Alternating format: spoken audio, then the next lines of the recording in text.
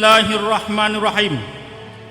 Sunusun acara Tapingan Uro Ulang Tahun Aceh Merdeka yang ke-27 tanggal 4 Desember Sikurung belah 76 sampai 4 Desember 2020. Senin tanggal 4 Desember 2023.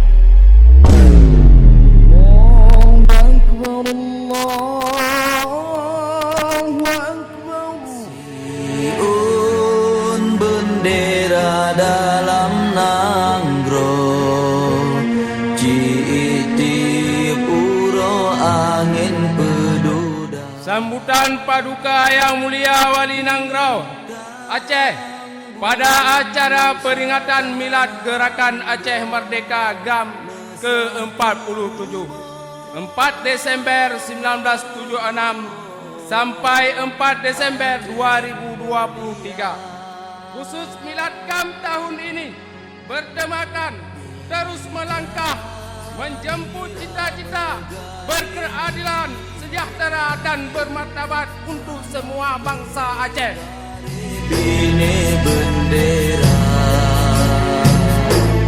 warna hitam. Tanggal 15 Agustus 2015 ditanya tamu damai atau tak menyerah kepada RI. Menyerah tamu damai bati buat ditanya galam selesai, galam jet piau, sama-sama mantang payah dah pubut. Urangnya nak akui, hanya akui setelah perang Aceh ditanya yang tak capai hanya sebuah partai Aceh yang lahir dari darah dan perang. Jadi urangnya hanya pun dapat alergi lah ke partai Aceh. Partai Aceh adalah harta bangsa Aceh. Demi untuk tercapai cita-cita tanya untuk masa akhir.